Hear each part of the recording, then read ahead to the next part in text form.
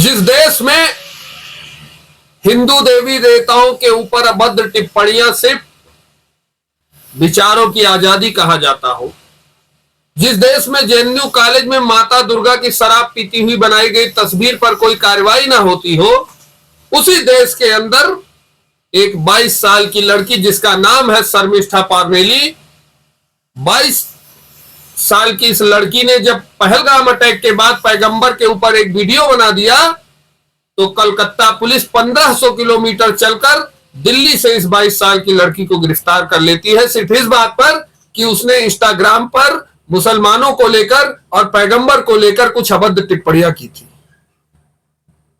जबकि उसने उस वीडियो को डिलीट भी किया था और सार्वजनिक रूप से बिना किसी शर्त के माफी भी मांग ली थी। आप सोचिए क्या चल रहा है इस देश में। कहां गए वो जातियों के ठेकेदार, कहां गए वो करनी सेना वाले, कहां गए परशुराम सेना वाले और कहां गए भीम आर्मी वाले। आज कोई दिखाई नहीं पड़ रहा है। आप सोचिए अंदर ही अंदर इस देश में क्या चल रहा है, हिंदुओं की स्थिति क्या है।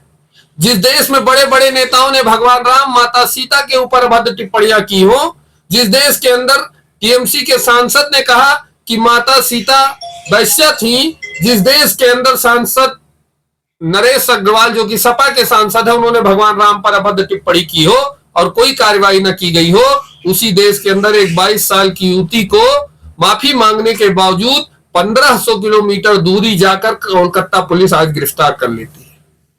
और हम और आप क्या कर रहे हैं? हम ये जो कुछ हो रहा है ना, ये हमारी और आपकी नपुंसकता का परिणाम है, हम हिंदुओं की नपुंसकता का परिणाम है और वो उनकी कट्टरता का फायदा है उनके लिए।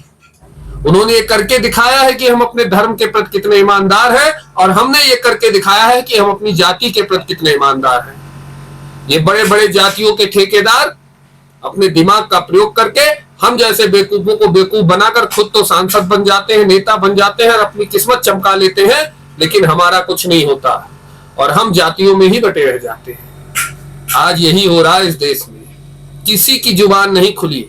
सबसे पहले किसी ने अगर इस बात का विरोध किया तो वो थी कंगना राणावत और पवन कल्याण, क्योंकि ये दोनों धर्म को मानते हैं, हिंदू धर्म को मानते हैं। उस 22 साल की लड़की ने कोर्ट से निकलने के बाद खुलकर ये कहा पुलिस की गाड़ी में बैठते हुए कि इस देश में राष्ट्रवाद करना क्या अपराध हो गया है। आज भी बंगाल में 60% हिंदू हैं, मात्र 40% मुसलमान हैं, उसके बावजूद ये परिस्थितियां वहां पर पनपी हुई है। आखिर क्यों? कब सोचेंगे आप? कब तक बैठकर आप मोबाइल में लड़कियों की धोनी और कॉमेडी वीडियो देखेंगे? हम किस दिशा में जा रहे हैं? आज भारत पॉर्न देखने के मामले में विश्व में दूसरे स्थान पर आ चुका है। हमारा नौजवान बैठकर पॉर्न देखता है, उसको मतलब नहीं है देश की इन परिस्थितियों से कि देश में क्या हो रहा है। हमारी नियति भी ऐसी ही है, हमारे पड़ोस में कुछ हो जाए हम बोलने वाले नहीं जब तक कि हमारे घर पर कुछ ना हो जाए। आज जो शर्मिष्ठा पारनेली के साथ हुआ है, कल वो आपके साथ भी होने वाला है। इस चीज के लिए तैयार रहिएगा और कोई नहीं आएगा आपको बचाने, क्योंकि आज आप किसी को बचाने के लिए नहीं निकल रहे हैं। एक समय था जब ये भारत अखंड भारत हुआ करता था तो अफगानिस्तान में भी हिंदू था, पाकिस्तान में भी हिंदू था, बांग्लादेश में भी हिंदू था और पूरे भारत में हिंदू था। लेकिन आप जातियों में लड़ते लड़ते आप आज उस स्थिति में आ चुके हैं कि ना तो अफगानिस्तान में हिंदू रह गया, ना बांग्लादेश में हिंदू रह गया, ना पाकिस्तान में हिंदू रह गया, ना कश्मीर में हिंदू रह गया, ना केरल में हिंदू रह गया और अब बारी है बंगाल की और फिर बारी है आपके प्रदेश की। जिस भी प्रदेश में आप रहते हो, लड़ते रहिए जातियों के नाम पर। जय परशुराम, जय भीम और जय राजपूताना के नारे लगाते रहिए। लेकिन जब वो आएंगे तो वो जाति नहीं देखेंगे, आपका धर्म देखेंगे, जो कि पहलगाम की घटना में आप देख चुके हैं।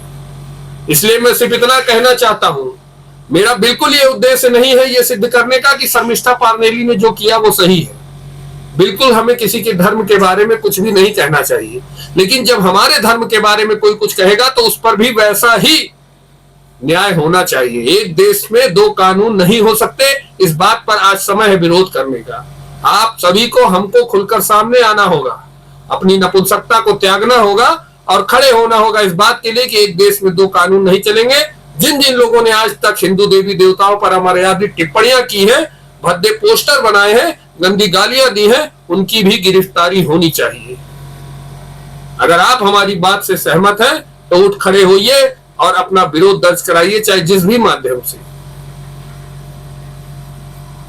सोशल मीडिया के माध्यम से, न्यूज के माध्यम से, जिस भी तरीके से आप सक्षम हैं अपने विरोध को दर्ज कराइए आज इस लड़की को इंसाफ दिलाने के लिए, क्योंकि उसने कोई इतना बड़ा अपराध नहीं किया जबकि उसने माफी मांगी थी।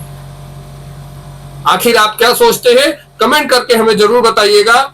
हमें प्रोत्साहन दीजिए, हमें हिम्मत दीजिए। इस वीडियो को लाइक और शेयर करिए। जय श्री राम, जय हिंद, वंदे मातरम।